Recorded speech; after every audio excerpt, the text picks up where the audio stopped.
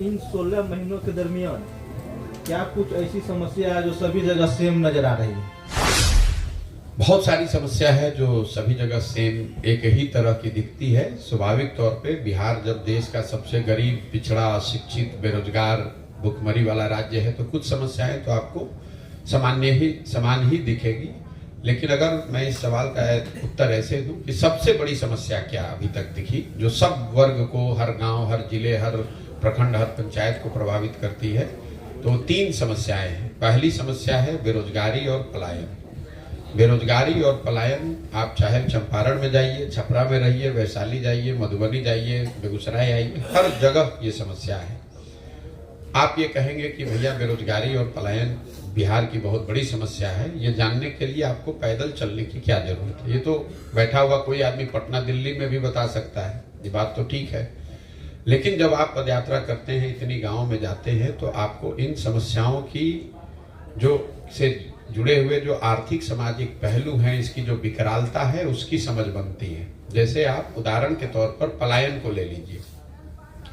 सामान्यतः लोगों की सोच है कि बिहार से पलायन जो है ये गरीबों का मुद्दा है। गरीब लोग यहाँ से रोजी रोजगार के लिए, मजदूरी के लिए बाहर जाते हैं। सच्चाई ये नहीं है। सिर्फ गरीब आदमी यहाँ से बाहर नहीं जा रहा है, गरीब आदमी मजदूरी के लिए बाहर जा रहा है। लेकिन जो यहाँ पर बिहार के नजरिए से समृद्ध परिवार है, उनके बच्चे भी पढ़ाई के लिए, नौकरी के लिए, रोजगार के लिए बाहर ही जा रहे हैं।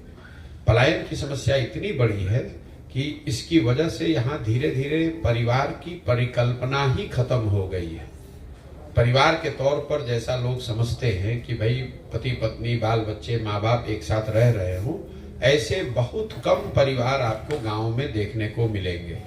गांव में जब हम लोग जाते हैं, ज्यादातर गांव में 40 से 50% नवयुवक या तो मजबूरी में या अपनी स्वेच्छा से बाहर चले गए हैं, चाहे वो पढ़ाई के लिए गए हों या मजदूरी के लिए गए हों।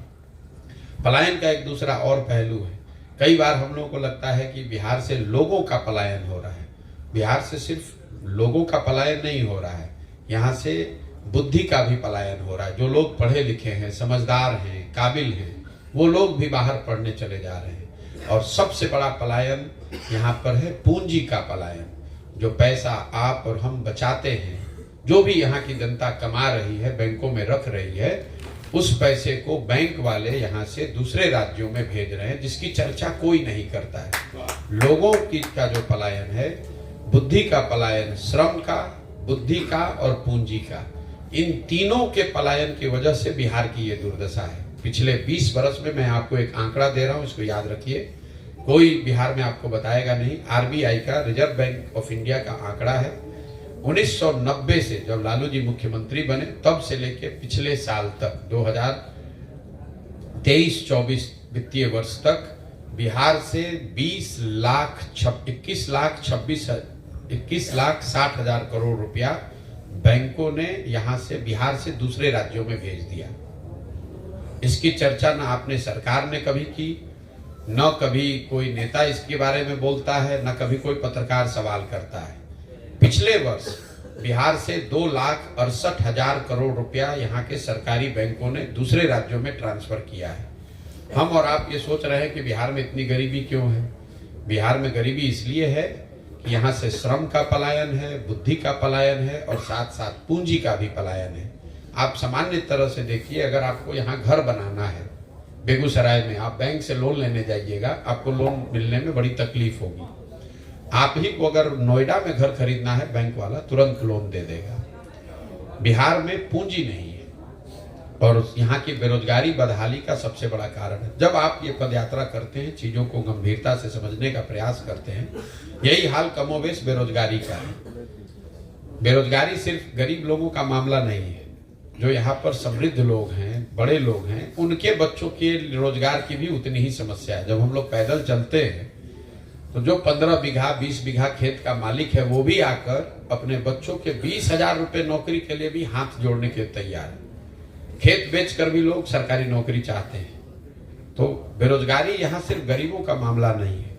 मेरी नजर से बिहार में बेरोजगारी और पलायन ये एक ऐसा मुद्दा है जो समाज के हर वर्ग को, हर जिले, हर पंचायत को इफेक्ट कर रहा है, उसकी जिंदगी को तबाह कर रहा है। और इसीलिए सबसे पहले इसकी जब तक हम लोग बेरोजगारी और पलायन बिहार से नहीं रोकेंगे तब तक बिहार में आपको आमूल चूल परिवर्तन होता नहीं दिखेगा।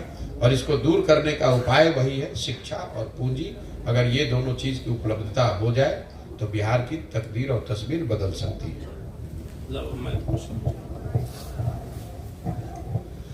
जहाँ तक आपने शिक्षा की बात की है, पूरे भारतवर्ष में जितने आईएएस और आईपीएस हैं, परसेंटेज में बिहार का कितना है पूरे देश में? देखिए, ये जो बिहार में बैठ के लोग अपना पीठ थपथपाते हैं कि बहुत सारे हम लोग के बच्चे इंजीनियरिंग मेडिकल कॉलेज में करीब नहीं, मैं केवल आईएएस और आईपीएस की बात कर रहा हूं। आप सवाल पूछा है, धीरज रखिए, जवाब दे रहे हैं। ये हम लोग को ऐसा लगता है कि पूरे देश में आईएएस आईपीएस बिहार के ही हैं।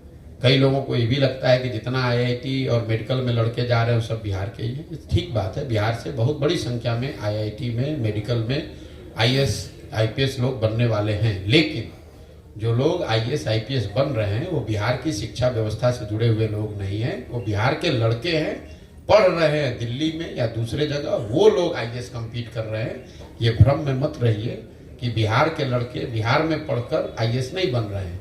70 के दशक में पहली बार इलाहाबाद यूनिवर्सिटी और पटना यूनिवर्सिटी के लड़कों ने दक्षिण के राज्यों को चुनौती दी और यहाँ के लड़के आईएएस आईपीएस बने। तब इलाहाबाद यूनिवर्सिटी, दिल्ली यूनिवर्सिटी और पटना यूनिवर्सिटी, इन 3 विश्वविद्यालयों से सबसे ज्यादा लोग आईएएस आईपीएस बनते थे। लेकिन धीरे धीरे जैसे जैसे इलाहाबाद यूनिवर्सिटी कमजोर हुआ, पटना यूनिवर्सिटी तो बर्बाद ही हो गया है करीब। अब ज्यादातर लड़के दिल्ली यूनिवर्सिटी, यही यूपी बिहार के लड़के तो बन रहे हैं लेकिन वो दिल्ली यूनिवर्सिटी से पास होकर बन रहे हैं। पटना कॉलेज से, साइंस कॉलेज से पढ़कर आईएएस बनने वालों की संख्या करीब नगण्य है। तो ये भ्रम मत पालिए, अपना पीठ मत थपथपाइए कि सारे बिहार से लड़के निकल के आईएएस आईपीएस बन रहे हैं। जो मैंने आपको कहा, यहाँ से जो बुद्धि का पलायन है, जो बच्चे भी 10वीं 12वीं तक कुछ भी मेधा जिनमें है, उनके परिवार वाले कर्ज लेकर पेट काट करके उसको बाहर भेज रहे हैं। वो बाहर पढ़ रहे हैं और बाहर पढ़कर वहीं पर सेटल हो रहे हैं, वो वापस बिहार में नहीं आ रहे। तो जो गरीब है, जो श्रम कर सकता है, मेहनत कर सकता है, वो चला गया बाहर मजदूरी करने। जो बुद्धि से यहाँ मजबूत है वो बाहर चला गया आईएएस आईपीएस नौकरी करने। और जिसके पास पैसा पूंजी है वो पूंजी यहाँ से चली गई। इसीलिए जो लोग यहाँ बच गए हैं वो ज्यादातर लोग ऐसे हैं जो सरकार पर, सरकारी सुविधाओं पर, सरकार की मदद पर आश्रित हैं। चाहे वो 400 रुपये का पेंशन हो या नली गली हो या साड़ी कपड़ा हो, 5 किलो अनाज हो। इसीलिए जब आप गांव में यहाँ चलते हैं तो लोग यहाँ रोजी रोजगार नहीं मांग रहे हैं। सामान्यतः लोग यहाँ पर कहते हैं भैया हमारा नाली गली नहीं बना है, हमको राशन कार्ड नहीं मिला है, हमको इंदिरा आवास नहीं मिला है। क्योंकि इन्हीं चीज को चाहने मांगने वाले लोग अब यहाँ ज्यादातर बच गए हैं, बहुतायत। इससे ज्यादा चाहत रखने वाले लोग धीरे धीरे बिहार को छोड़कर चले गए। जैसा आपने कहा कि आरबीआई के अनुसार इतना लाख करोड़ रुपया दूसरे राज्य में गया, क्या यह आरबीआई का आंकड़ा आपके पास है कि बिहार के लोगों का कुल जमा पूंजी जितना बिहार के बैंकों में है उसका कुल कितना % बिहार के लोगों को ऋण दिया गया? ये आप आरबीआई का साइट खोलिएगा, आपको दिख जाएगा। बिहार में दिक्कत यह है कि लोग इतने बड़े बेवकूफ लोगों को हम लोग नेता बना दिया है। एक पूरे देश में एक रेशियो है जिसको कहते हैं क्रेडिट डिपॉजिट रेशियो। कितना पैसा बैंक में जमा हुआ और कितना पैसा बैंकों ने समाज को दिया, इसके लिए कोई खोज करने की जरूरत नहीं है। ये आरबीआई का आंकड़ा है जो उनके वेबसाइट पे उपलब्ध है। देश के स्तर पर एक वैधानिक व्यवस्था है, ये बैंकों की स्वेच्छा नहीं है। 70% पैसा जो बैंक में जमा होता है उनको ये ऋण के तौर पर किसी न किसी तौर पर सरकार समाज को वापस करना है। अभी बिहार को कितना मिला, क्या पड़ता? आप बड़ा ऑब्जेक्टिव सवाल पर बड़ा ध्यान देते हैं, किसी चीज को समझने का प्रयास नहीं कर रहे, उस पर आ रहे हैं। कितना मिलता है उसको पहले समझिए कि सीडी रेशियो क्या होता है। कितना पैसा आपने जमा किया, कितना पैसा बैंकों ने दिया। वैधानिक रूल है 70% पैसा बैंक को ऋण के तौर पर आपको वापस देना है। चाहे घर बनाने के लिए दे, स्कूटर खरीदने के लिए दे, पढ़ाई करने के लिए दे, बिजनेस व्यापार के लिए दे।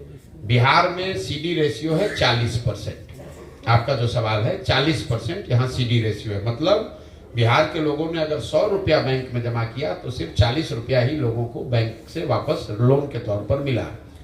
1990 में जब लालू जी मुख्यमंत्री बने तो सीडी रेशियो था 40%। लालू जी के राज में जब सब तबाह हो गया तो 2004 में ये घट के हो गया 28%। मतलब 100 रुपया हमने बैंक में जमा किया तो सिर्फ 28 रुपया ही बैंक ने लोन दिया। नीतीश कुमार के 18 बरस के शासन के बाद ये बढ़कर फिर वापस हुआ है 40%। तो 1990 से लेकर पिछले साल तक अगर इसको जोड़िएगा तो 26 लाख करोड़ रुपया बैंकों ने यहां से दूसरे राज्यों में भेज दिया। अब अगर आप तमिलनाडु का सीडी रेशियो देखिएगा, आंध्र प्रदेश तेलंगाना का सीडी रेशियो देखिएगा, वहां पर सीडी रेशियो है 90, 95, 100, 105।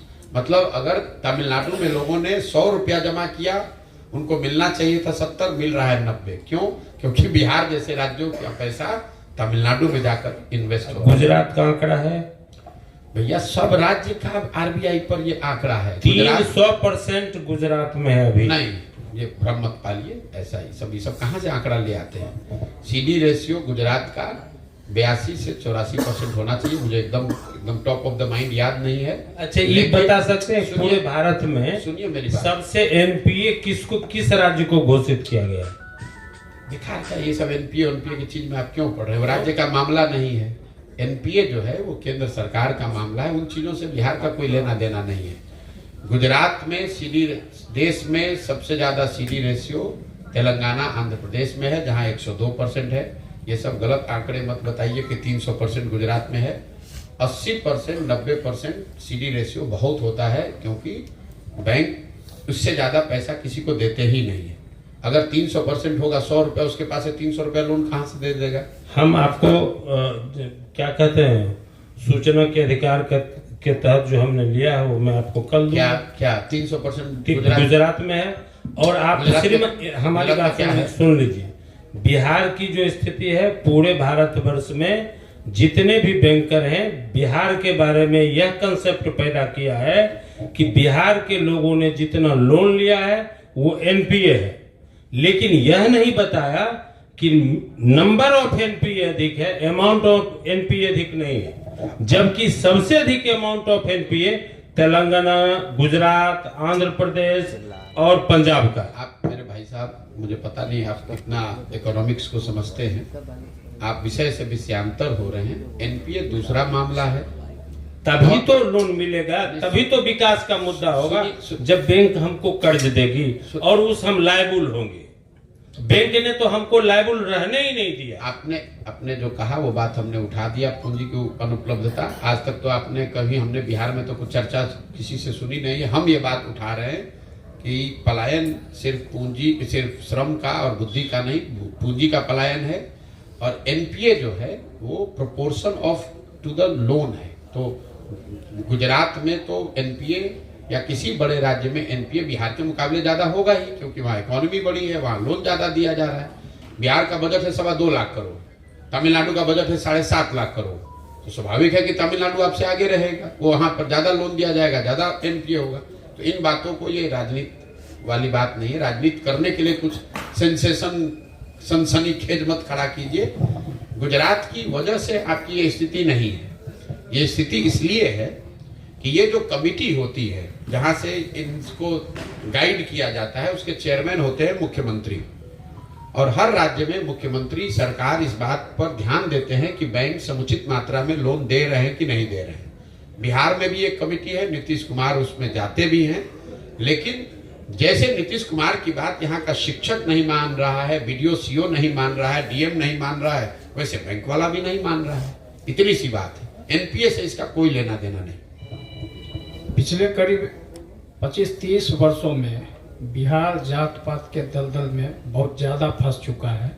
और इस परिस्थिति में आपने जो कहा कि विकल्प की ज़रूरत है बिहार में, तो उस दलदल और उस चुनौती का सामना करने में क्या सब? देखिए, 2 बातें हैं। ये मैं नहीं कह रहा हूं कि बिहार में विकल्प चाहिए।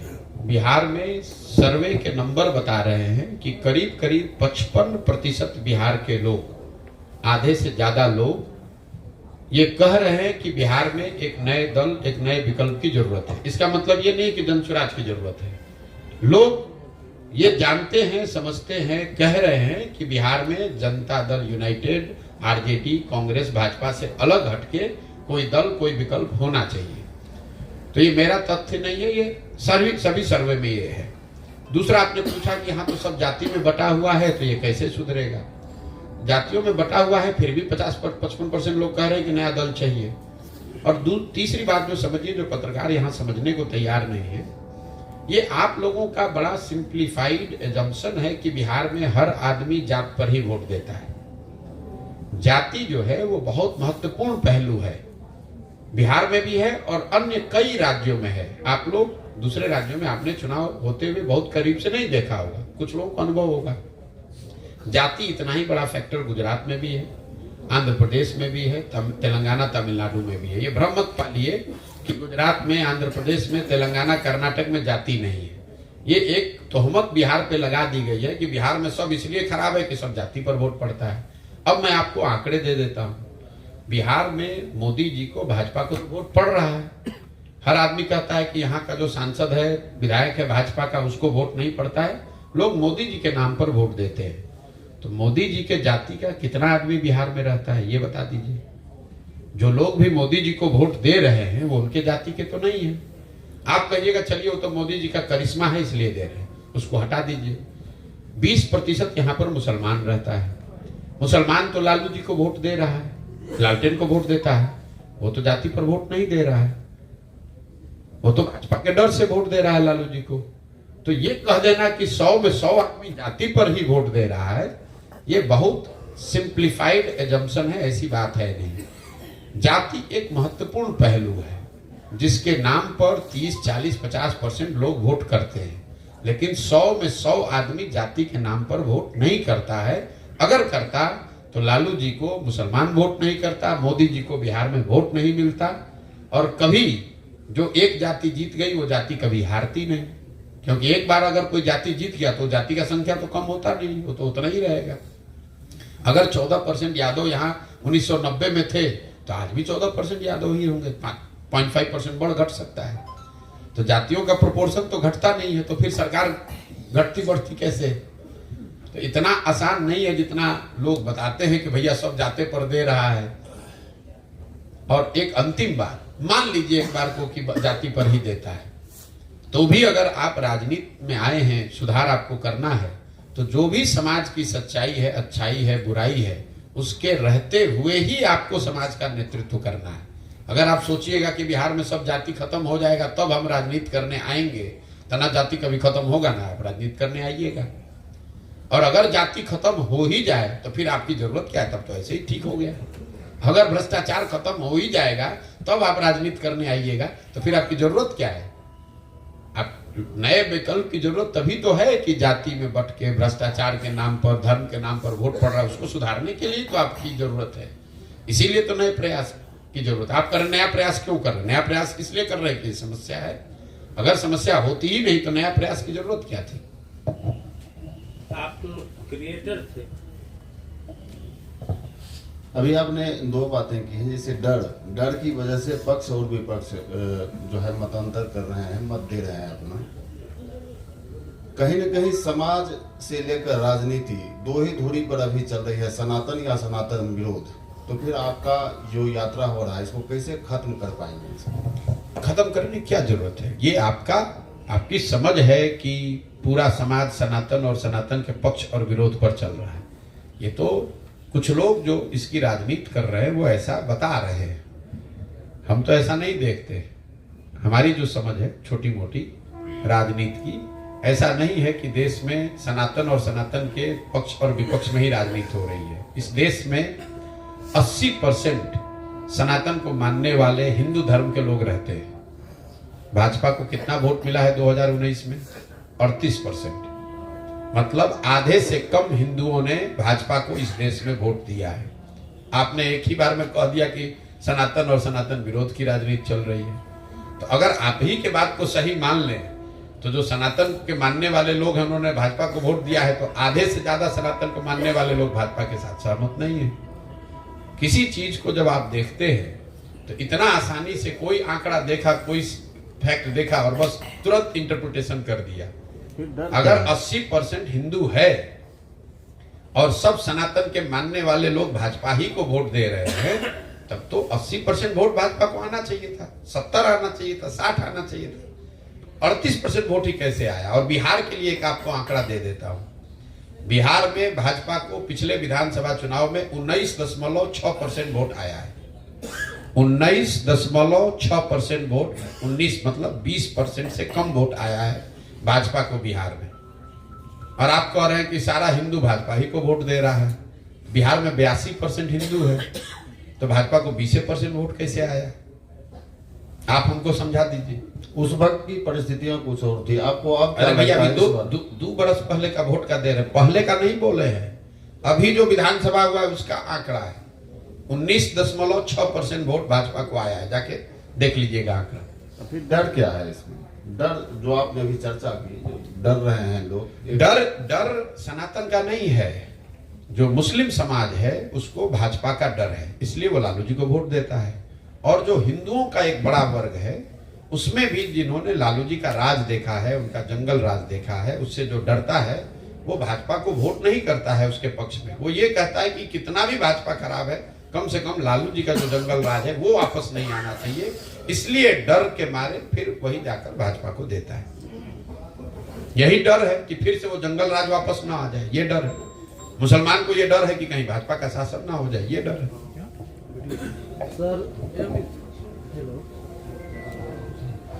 जिस प्रकार से अभी आपकी पदयात्रा चल रही है और मैंने कुछ जनता से भी मिलने का प्रयास किया, उनका कहना है कि बहुत सारे लोग नजर में तभी आप नेताजी नजर आ रहे हैं। सिंपल सी बात है कि नया नेता चल के आए हैं, लगता है हम लोगों का कुछ भला होने वाला है। लेकिन उनका ये भी कहना है कि जो भी आते हैं जनता को ठग के चले जाते हैं। क्या प्रशांत किशोर जी जो आए हैं, पद यात्रा तो अभी इनकी चल रही है, क्या यह पार्टी आगे चलकर राजनीतिक पार्टी में तब्दील हो जाएगी, या जनता की जो समस्या है उस पर भी प्रशांत किशोर कुछ करेंगे, या पद यात्रा खत्म करने के बाद जाके बैठ जाएंगे? यात्रा खत्म करके जाके बैठ जाएंगे, समस्या का समाधान तो जनता खुद ही करेगी। जहां तक बात रह गई ठगने की, आप जनता से बात किए हैं तो हम जनता को जो बोल रहे हैं आपने वो भी सुना होगा। हम सामने से कहते हैं कि भैया हम पर एक पैसे का विश्वास नहीं करो, हमको वोट मत दो, हमको वोट दोगे तो हम भी तुमको ठगेंगे। हम तो सामने से रोज ये कह रहे हैं। हम कहाँ जनता को कह रहे हैं कि आप हमको वोट दे दीजिए, हमको विश्वास कर लीजिए, हम आएंगे तो आपका काम कर देंगे। हम ये कह रहे हैं कि हमको वोट दोगे तो भी तुम्हारा कल्याण नहीं होगा, हमको वोट दोगे तो हम भी तुमको ठगेंगे। हम तो ये कह रहे हैं कि आपको जिसको वोट देना है दो, लेकिन वोट अपने बच्चों के लिए दो, और वोट मुफ्त में मत दो, 5 किलो अनाज पर मत दो। जिसको वोट दे रहे हो सिर्फ अपने बच्चों के लिए रोजगार पढ़ाई मांगो। इतनी सी बात कह रहे हैं। हम तो सामने से कह रहे हैं कि हम ठगेंगे। अगर हमको भरोसा करोगे, हमको वोट दोगे तो हम ठगेंगे। हम आपको ये कह रहे हैं, आप जाके जो हम बोल रहे हैं उसको सुनिए तो। भाई पत्रकार हैं, आप सवाल करने आए हैं तो थोड़ा पहले का अपना होमवर्क करके आइए। हम सामने से बोल रहे हैं कि आप वोट मोदी को देना है मोदी को दीजिए, लालू को देना है लालू को दीजिए, प्रशांत किशोर को देना है प्रशांत किशोर को दीजिए। लेकिन जिसको भी वोट दीजिए उसको वोट अपने बच्चों के भविष्य के लिए दीजिए, और वोट का जो कीमत है वो सही लगाइए। जात के नाम पर मुफ्त में वोट मत दीजिए, 5 किलो अनाज के नाम पर वोट मत दीजिए। वोट दीजिए, अगर लालू जी रोजगार पढ़ाई दे रहे हैं तो उनको वोट दीजिए, मोदी जी दे रहे हैं तो उनको दीजिए। हम तो सामने से कह रहे हैं। चलिए भैया, और कोई सवाल है तो करने तो खत्म करें। आपका जो पद यात्रा है लगभग 16 महीने से चलते आ रहा है। आप इस पद यात्रा में कहां से डोनेट कर रहे हैं, और शिक्षा के प्रति कितना डोनेट किए अभी तक, कितना स्कूल बनवाए और कितना कॉलेज बनाए, इस पर जरा बता दें। आपका सवाल यह है कि इस पदयात्रा का पैसा कहाँ से लाते हैं, कि डोनेट किए, मतलब पदयात्रा में हम डोनेट करें? आप कह रहे हैं कि मतलब पदयात्रा जो चल रहा है इसका खर्चा कहाँ से आता है? बिल्कुल बिल्कुल, करोड़ों रुपया आप खर्च कर रहे हैं। बिल्कुल बिल्कुल। कहाँ से आप लाए? अरे बता रहे हैं भाई, इतना अब तो लग रहा है कि आप पुलिस है और हमको बैठा के कोर्ट में पूछ रहे हैं। जब से पदयात्रा शुरू हुई है तब से हम ये बता रहे हैं कि पदयात्रा को चलाने के लिए, इस पूरे अभियान को करने के लिए पैसा उन लोगों से मिलता है जिन लोगों को पिछले 10 वर्ष में हमने जीतने में, सरकार बनाने में मदद की है। आज देश में 5-6 राज्यों में ऐसे लोग सरकार चला रहे हैं जिनके बनने में, वहां पहुंचने में हमने कंधा लगाया है। पदयात्रा के लिए, इस अभियान के लिए मदद वो लोग कर रहे हैं, उन राज्यों के बड़े लोग कर रहे हैं जो कि प्रशांत किशोर को जानते हैं या हमारे काम को जानते हैं, समझते हैं, और उनका ये भरोसा है। हम उनसे हाथ फैलाकर मांग रहे हैं कि भाई हमको मदद करो, हमारे राज्य की जरूरत है, हमारा राज्य सबसे गरीब और पिछड़ा है। पैसा बिहार के लोगों से नहीं ले रहे हैं, इसलिए नहीं ले रहे हैं कि अगर यहाँ के लोगों से पैसा लेंगे तो जो पैसा देगा वो गर्दन पे बैठेगा, कहेगा भैया इनको टिकट दीजिए, इनको जिताइए, इनको हराइए, इनको रखिए, इनको मत रखिए। इसीलिए बिहार के लोगों से पैसा नहीं लेते हैं। पिछले 10 वर्ष में देश भर में जो हमने काम किया है, जिनकी मदद की है, उनसे मदद वापस ले रहे हैं। इसमें कौन सा बहुत बड़ा सीक्रेट है जो आप बता रहे हैं कि कहाँ से आता है? रोज कैमरे पर बता रहे हैं कहाँ से आता है। आप पत्रकार हैं, आपको एक छोटा सा सुझाव दे देते हैं बिना मांगे हुए। अगली बार किसी नेता से मिलिएगा, आरजेडी का, भाजपा का, जदयू का, उससे भी एक बार हिम्मत करके पूछिएगा जरूर कि उसके पास पैसा कहाँ से आता है। आरजेडी के नेताओं से पूछिएगा कि तुम्हारा जो पार्टी चलता है वो तो बिहार ही में है, बिहार के बाहर कहीं है नहीं, तो तुम्हारे पास पैसा कहाँ से आता है कि अपना जन्मदिन मनाते हो प्राइवेट प्लेन में? नीतीश बाबू से जरा हिम्मत हो तो पूछिए कभी कि भैया जदयू चलाने के लिए पैसा कहाँ से आता है। हमसे आप पूछ रहे हैं, बिल्कुल आपको पूछना चाहिए, हम तो आपको जवाब भी दे रहे हैं, लेकिन दूसरे नेताओं से भी जाके एक बार हिम्मत करके पूछिए तो पत्रकारिता अच्छी चलेगी। बहुत बहुत धन्यवाद।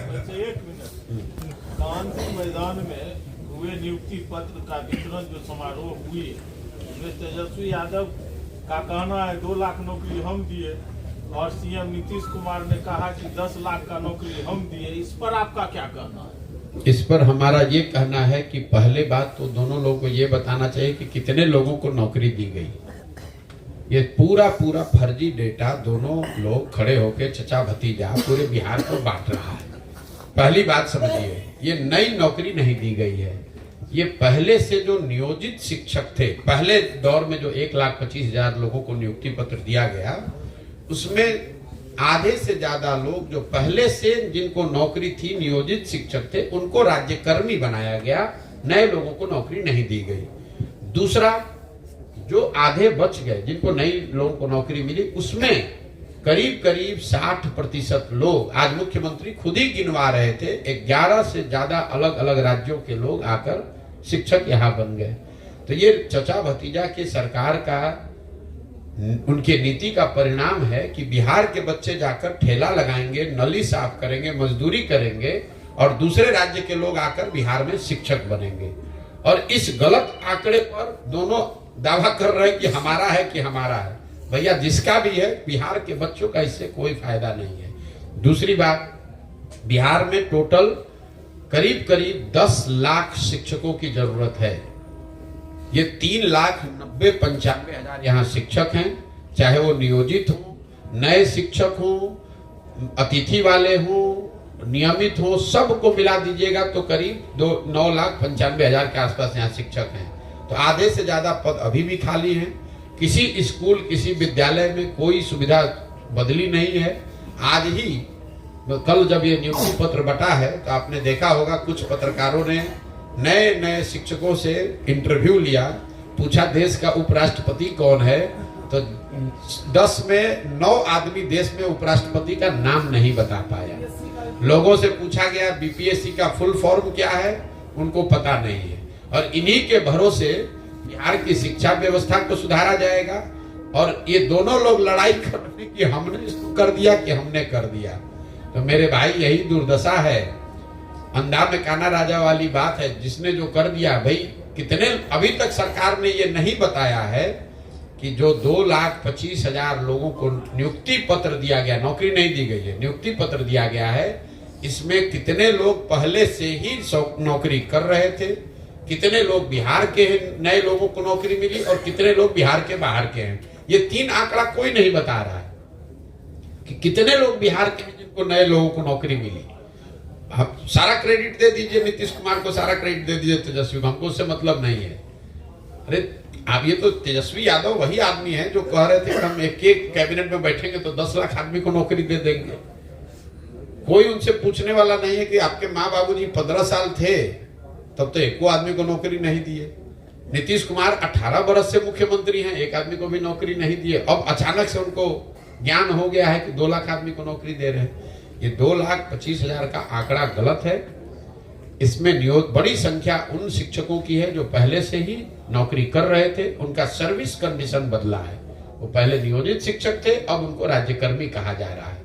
ना उनकी सैलरी बढ़ी, ना उनका सर्विस कंडीशन बढ़ा, ना नया पेंशन से जान बचा।